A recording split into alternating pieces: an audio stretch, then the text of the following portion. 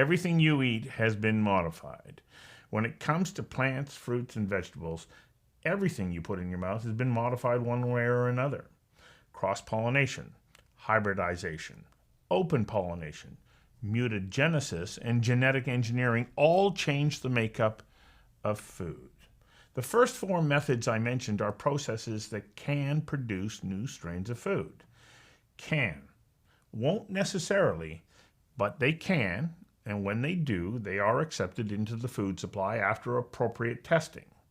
These are shot-in-the-dark, best guess tries.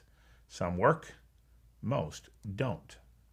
Mention genetics, and for many it's an out-of-bounds topic.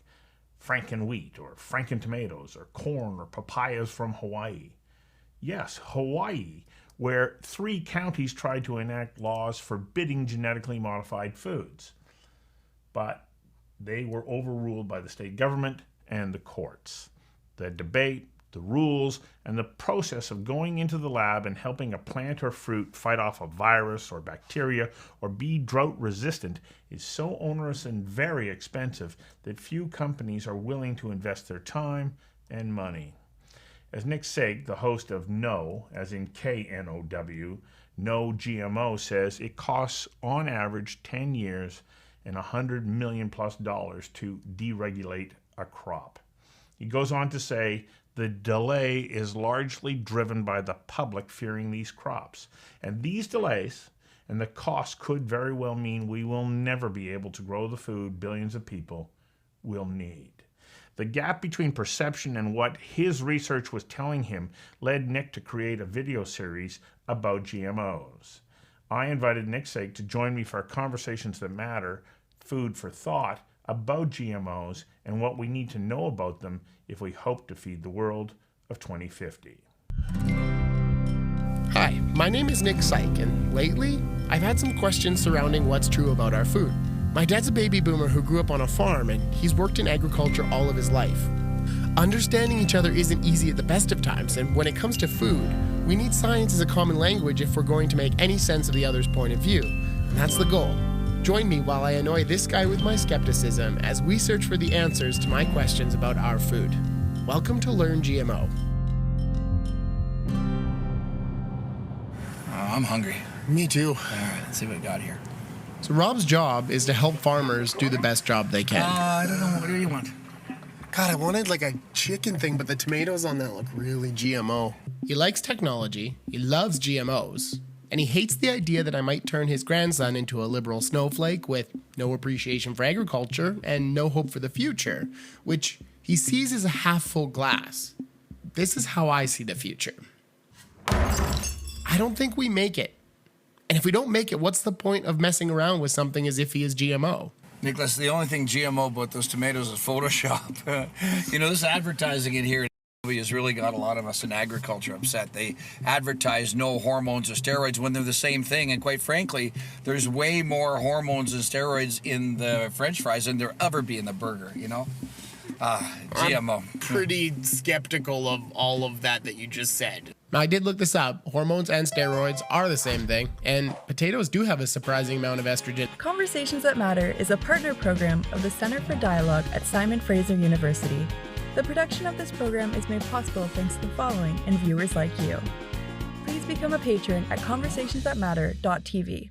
Nick, thanks for joining me. Yes, Stuart. Happy to be here. You put together a very interesting series called No GMO, as in K-N-O-W. K-N-O-W.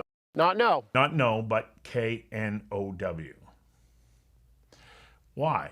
Why was it important that you put together that series of videos? I grew up in Alberta, grew up with one foot in agriculture. My dad and my dad's company growing up was an agricultural consulting company. So they made a company around selling farmers unbiased advice that wasn't tied to selling fertilizer or chemical. So I always had an eye for agriculture. I spent a lot of time helping, document and film my dad's company and kind of cut my teeth on that. And then when I graduated film school, I moved out to BC to get involved in the film industry out there. And long story there, but I found it a little bit disenchanting, actually. And having moved from Red Deer and from kind of conservative country into, you know, the pocket of kind of liberal West Coast culture, I found a lot of discrepancies between what I had learned about food and food production growing up and what I was hearing from my friends and from people I respected in that kind of culture. And they were really at odds with each other, fundamental differences in values and understanding about how food was produced. So it was around that time that my dad got it in his head to maybe produce a documentary about GMOs and about these really divisive topics in agriculture. I was super willing to help out with that. It sounded like a great project. We raised money to do it. We traveled all over the world. I directed this project. We went to Kenya, Uganda, Hawaii, Florida, California, Missouri, all over, and filmed the story of agriculture. But as time went on, I started to recognize that, geez, maybe the assumption that a 90-minute film was the way to change minds was a big assumption. And the more we thought about it, the more we realized that the audience we were trying to reach might be better served by shorter content that was more specific to topic. I know personally, I find it difficult to sit through a film I disagree with. A 90-minute documentary makes me you know? So I think that maybe that was asking a lot of people. So the reason we produced No GMO, the series, was to give people just a basic understanding of why these tools are used in agriculture, what the pros, what the cons are, and why this choice was made to go this direction in modern ag. You start off in that series questioning whether or not there is validity to genetically engineered foods. Yeah. As you went through the process of putting this together, and you started to learn more and more, not only here in North America, but in other jurisdictions around the world, did that start to change your mind about the way or the role of genetic engineering? Did my view of GMOs change over the course of doing it? Yeah, I think it did. I think that I got a lot more nuanced of an understanding of it. I mean, like any other subject, when you're looking at it from a really novice perspective, everything looks really black and white and really simple. And then when you go down a level and down a level and down a level, it's that Dunning-Kruger kind of deal. You realize that there's so much more to it, and nothing is inherently black and white. So what was the most important thing that you started to understand about genetic engineering? I think the most important thing I started to understand about genetic engineering was that it is not novel, in the sense that this is just something we concocted in a lab through black magic and black science. This is a logical and practical step up and step forward in processes we've been using since Mendel was messing with peas and learning pea genetics. We have been making small strides in plant husbandry for a very long time. You can go back even further than Mendel to the way that Native Americans grew corn. We have been messing with plant genetics since the very beginning, often in ways more unknown than how we are doing it with genetic engineering in a lab. So yeah, I mean, I found that to be a very interesting fact and something that kind of allowed me to leave a lot of my trepidation at the door, and just kind of learn more about it without having so many preconceived notions. If we were to take a look at the work of, let's say, Norman Borlaug, the work that he did in Chipanga, Mexico, and we saw what he did with crossbreeding tens of thousands of strands of wheat. Absolutely. Namely to combat wheat rust, and he was successful. Yes. And this really helped to fuel a surge in being able to cross-pollinate. However, that's not what we're talking about here. What we're talking about with the distinction between, say, hybrid breeding and with genetic engineering, I've often gotten away with kind of equating it to, it's the difference between, you know, writing a book with a quill and ink versus typing it on a word processor. Fundamentally, you get the same thing out of it. You get an edible plant, right?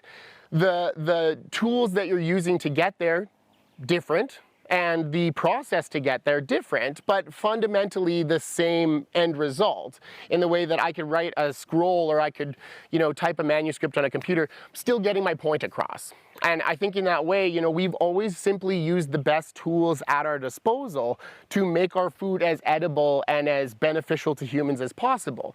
In Norman Borlaug's day, hybridizing wheat, combining two different kinds of wheat, was revolutionary on a science level and on a breeding level. Today, what we're doing with CRISPR is revolutionary and moving things forward. Again, we're still doing fundamentally the same thing. We're trying to improve humanity's relationship with its food and make food better for humans. Well, Borlaug didn't have the benefit of genetic mapping.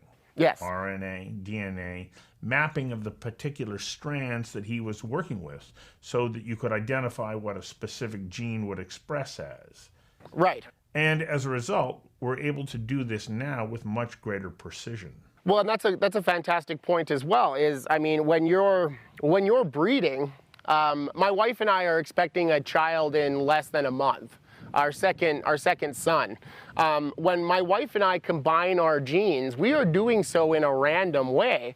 I like to think I have good genes, and I'm pretty sure my wife does, so we can bet that the result is going to be, something okay, but you never know. You never know what the combination is going to be when you're breeding. And from an efficiency level, that means that creating a new plant through selective breeding, through hybridization, takes a very long time and takes a lot of trial and error. To get one plant that has the traits you're looking for, you might have had to throw 10,000 plants away that didn't have what you were looking for. So it is a random combination game, and when you get the traits you're looking for, the desirable traits, often you're getting undesirable traits with that. So through modern processes, if we're able to weed out the undesirable traits, make that process happen faster, and get from the lab to the field with less expense and with less time expended, I mean, that's what we need to feed an ever-growing population, and especially to be adaptive in a world where the climate is changing and where things are just going to be different. Maybe we need to be adaptive with our crops, and maybe genetic engineering is a way to do that. You went to Hawaii to look at the situation with papayas. What did you discover there? Because Hawaii is on record, or at least 3 counties in Hawaii are on record as saying no GMO. But without coming to the rescue of papayas, we wouldn't have them if it weren't for genetic engineering. If you look at the counties that dislike GMOs and the counties that are for GMOs, what you'll find in Hawaii, by and large, is that the counties that are against GMOs are the coastal counties that aren't actually the farmland. The counties that are in favor of it are the ones in the interior where they're actually farming. So you get a lot of tourists and a lot of people who've moved to Hawaii who think no GMOs in this paradise. You get a lot of indigenous Hawaiians who are farming and trying to make it work who say, yes, we need this tool. What I have found is that the Hawaiians that I talked to, the people I talked to in Hawaii that grew papayas, were very grateful that this technology existed. So you've also been to Africa. Yes. Yes, where country after country after country has been convinced to not accept any genetically modified foods. And we see populations that are undernourished. Does that break your heart? Yeah, it does. It really does. And it's such a tricky thing to talk about as a privileged white male living in North America. I have tried super hard not to be appropriative with my storytelling of Africa because I am not African. And I think the real problem in Africa is that we can't help but go over there and be colonialist with our thinking, good or bad. I advocate for Africans to have technology and have access to technology if they want it. And what I was surprised about in Africa, when I got there, I think there was an assumption that I had that we had a lot of North American involvement over there, and it was a lot of North American dollars funding what was happening. And that is the case. There is some North American involvement, but by and large, the genetic engineering that's coming out of Africa is by Africa for Africa. We're not talking necessarily about colonialist thinking with science. When I was in Africa, I was astounded by the amount of taxpayer dollars that have been put into labs and into the technology there. Bayer is not interested in making brown mosaic streak resistant cassava. There's not a big market for that. But Africa needs it. It's a staple crop. You're not going to find Syngenta working on bacterial wilt resistant bananas, right? It's a local problem that requires a local solution. And I mean, I just think that it doesn't matter where you farm, you deserve access to the chest of tools that every other farmer has. Will you choose the same tools? Probably not, but you deserve the same access as everybody else has. Well, let's come back to Alberta. There's a field behind you right now that has been prepped for planting. As a matter of fact, I think there's a farmer out there probably laying seed right at the moment. The process by which they are laying the seed now has changed dramatically, and it's thanks to a tremendous number of agricultural innovations, chemistry being one of them. In Canada, one of our pride and joys is canola. As a crop, and canola is a Canadian crop quintessentially. Canola is Canada can-ola oil, Canadian oil. That's what canola means, and we grow it in Canada. And we grow largely a variety Roundup Ready or Liberty Link, another kind of pesticide-resistant crop. And the idea there is that we can control weeds in Canada by using a chemical called Roundup or glyphosate, right? And because these plants have been genetically engineered to tolerate it, you can spray it on a field and it will kill everything but the crop. Now, the practical upshot of that is that farmers don't have to till their land to control weeds. In a garden, you might have to turn the soil to break up the weeds. In a farming context, though, that is devastating for topsoil loss. It's devastating for the health of soil. And so when you can no-till, when you can farm without having to till the ground, you're keeping all the carbon sequestered, you're keeping all of the nutrients in the field, and all of that really good earthy topsoil is there instead of blowing away in the wind. To not even speak about the fact that use of Roundup has caused the use of other herbicides to absolutely plummet in the meantime. Okay, we are using a lot of glyphosate. There's no question about that. The use of glyphosate has skyrocketed. Is it overused? Arguably, yes, it is. But if you're going to overuse a chemical, make it a benign one instead of a horribly toxic one. And contrary to popular belief, glyphosate is one of the safest chemicals we have in agriculture to do the job of feeding the planet. Do you find it difficult when you try to talk to somebody who has little connection with the land and with agriculture itself, someone like Michael Bloomberg, who said, I can teach anybody how to grow food. All you need to do is dig a hole, put a seed in the ground, cover it back up, and pour water on it, and et voila, corn. So here's someone who doesn't know much, if anything, about farming, but he's willing to offer free advice, and he's not alone. What I've learned over time, I have a first question that I like to start with anybody that I'm going to get into a debate with. And what I say is, it doesn't matter what we're debating. We could be talking vaccines, climate change, GMOs. The first question I ask anybody is, what level of evidence would you have to see? What would you have to see to change your mind, right? If the answer is nothing would change my mind, the conversation is not worth having, right? You can already tell by that one question if somebody is really coming at this with a lot of cognitive bias. If somebody says there is nothing in the world that would change my mind on this issue, they're not operating from a place of reason and they're not operating from a place of logic. They're operating from a place of bias. And so that's going to be a tough battle to win. That's going to be a tough conversation to have. Well, you are a student of communication, and you know that emotion plays a very powerful role in the way in which people respond. And the messages about genetically modified organisms have played out on that emotional component more than they have on the logical one. Aristotle laid out, logos, ethos, pathos, and the logic part in the discussion seems to go out the window. It's understandable. Like, I can't fault people for being in this position. Food is something that, whether or not it's marketed this way, it's something that is sacred. It's something you put in your body. It's something that nourishes you. And I can understand people's trepidation with messing with that. I totally get that. At the same time, I don't think people necessarily know our history with food, where we've come from, how we've gotten to here. There is no such thing as a natural piece of broccoli. There's no such thing as a natural any food we eat practically, because everything has been so changed by breeding. I read Bill Clinton's book, the one that he published a few years after his presidency, and he talked about something that I've thought about a number of times when it comes to communication campaigns. So you see one industry after another wind up in the crosshairs of an NGO or some other organization that wants to change the perception of that sector. The people in that sector don't say anything. They're not in the business of running social media campaigns. And they believe that, it'll just go away. Once people understand the facts, it'll go away. But what Bill Clinton pointed out is that if you don't respond right away, that idea then takes root in the minds of people who have consumed it.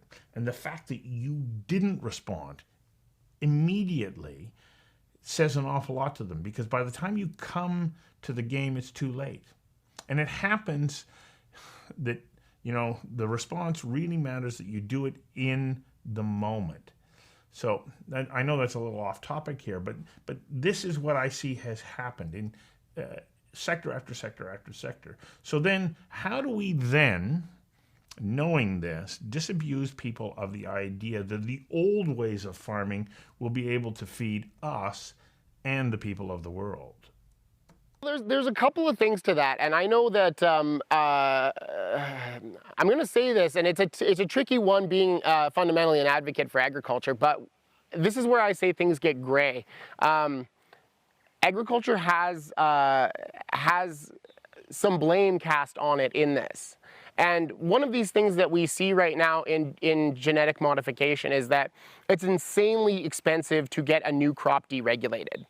I was in Florida, in the University of Florida, seeing some wonderful tomatoes that were resistant to a big tomato disease, genetically modified, unable to get to market because farmers weren't even willing to trial it because they were worried that their farms were going to get called out in the public for attempting to grow a new GMO.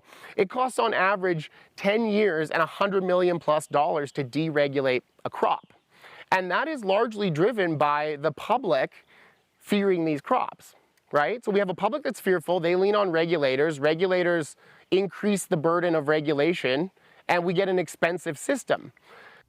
From what you've investigated so far, where do we go from here? I think that we, as the sector marketing itself, we need to hold ourselves accountable because nobody else is doing it. So I think we need to do something similar to Concerned Children's Advertisers. I would like to see some effort like that placed in food so that we can hold food marketing to a higher standard. I don't like it when we see chemicals cast by fear because they're just hard to say. I don't like this idea that natural is good for you, period, no matter what, and synthetic is bad. We need to get ahead of this marketing and disincentivize it. Well, thank you very much. And I hope that you can continue to explore this topic, because I think the way that you're presenting it makes it easy for people to comprehend, understand, and then maybe, just maybe, ask more appropriate questions.